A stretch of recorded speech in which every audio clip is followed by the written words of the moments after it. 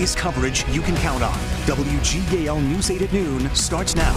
And good afternoon, everyone. I'm Brian Roach. FBI agents are at the Washington home of President Trump's former national security advisor, John Bolton. A source says the early morning raid is a national security investigation in search of classified records. NBC's Alice Barr has the latest from Washington. We are tracking this FBI raid of the D.C. area home of John Bolton, national security advisor during the first Trump administration.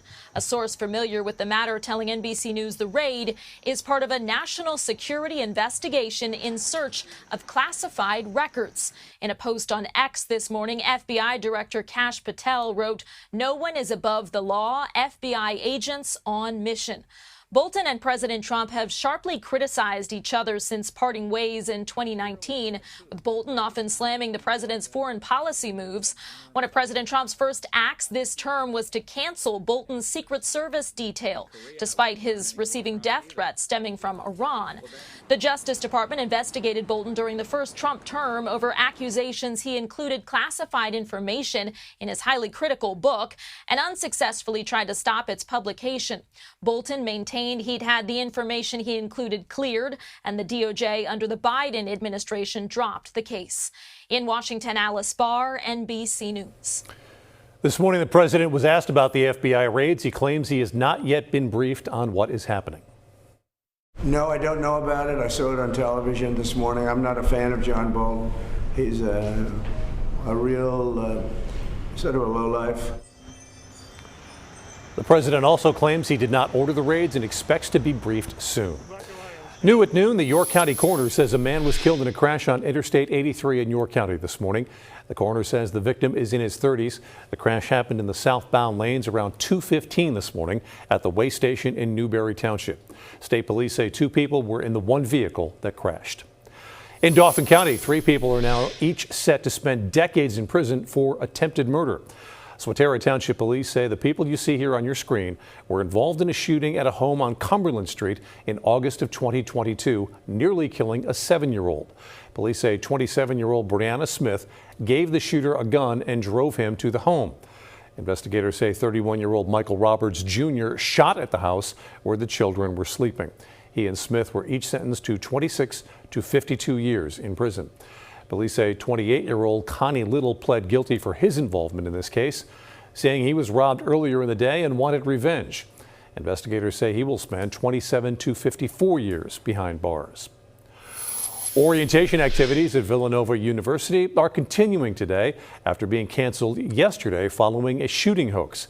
Students were told to lock down and barricade doors as an active shooter was reported on campus late yesterday afternoon. Police quickly arrived at the university and began sweeping through the campus to find a gunman, but there wasn't one. Extremely scary, really. Fortunately, I guess, never had anything like this, anything close to like this, but there were definitely an hour or so where we were absolutely afraid for our life. And again, we don't really know what happened at this point, but definitely made you appreciate things. Delaware County's Department of Emergency Services says multiple calls were made with what sounded like gunshots in the background, and one caller even reported a gunshot wound, which also turned out to be unfounded. It says those calls are still under investigation.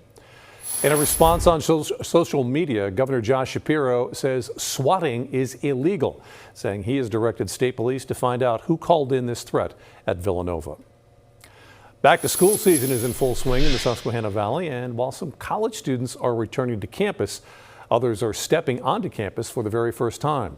Today is move-in day for the first-year students at Elizabethtown College, and to welcome them, peer mentors helped them settle in.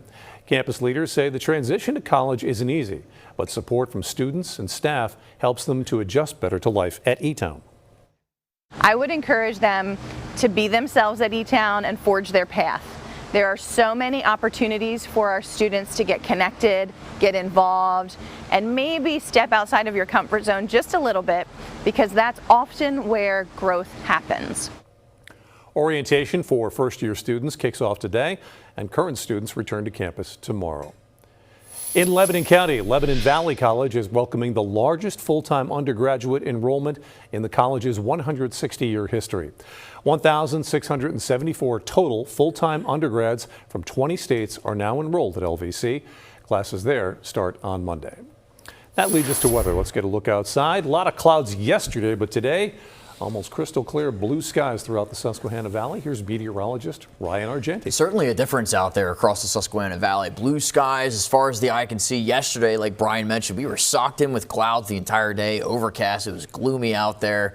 But now looking at the Storm Team Live Radar Network, seeing no clouds in sight, and that's all thanks to the departure of Hurricane Erin, which is, I'll just move off to the other side of the screen here. There's Erin at this time, just off the coast of Nova Scotia at this time. But getting into the rest of the day here as we enjoy some of the sunshine and the warmth this afternoon, you can really expect this to last through the rest of the day today into this evening. Then getting into tomorrow, we're partly sunny, we start dry, but then we do start to end the weekend as on a stormy note. But looking at next week, we are fall-like and dry for the most of the week. Into the 70s right now across the area, and certainly pleasant with those dew points into the 50s. Here's your 12-hour forecast. Temperatures getting into the low 80s this afternoon, then dropping down into the mid 60s overnight tonight. We'll get more into that full forecast coming up here in a few more minutes.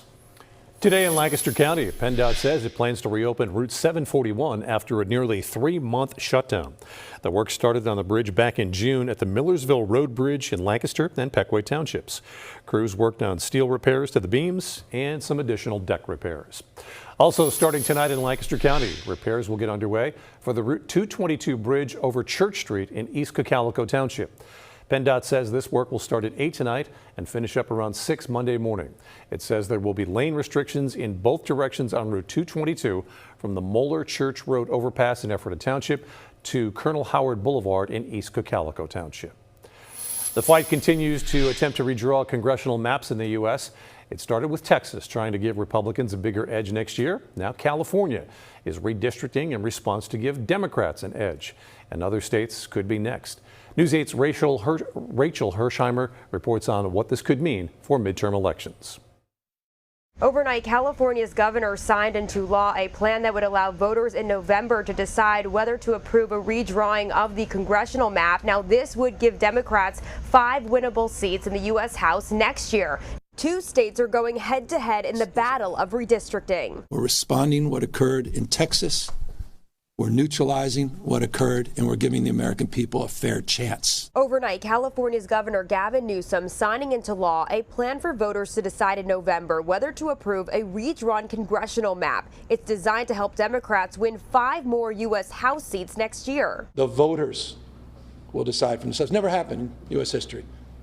Spare me any moral or false equivalency of what they're doing in Texas. This comes after the Texas House advanced its own redrawn map, giving Republicans a chance for 5 more winnable seats in 2026. I want us to maintain a Republican majority and hopefully increase a Republican majority in the U.S. Congress, and that's my purpose for being willing to carry this map. President Donald Trump continues pushing for the mid-decade revision of congressional maps to give his party a better chance at holding on to the House of Representatives in next year's midterm elections. And now other parts of the country could be following suit. The president has mentioned states like Indiana and Missouri to revise its maps to add more winnable GOP seats.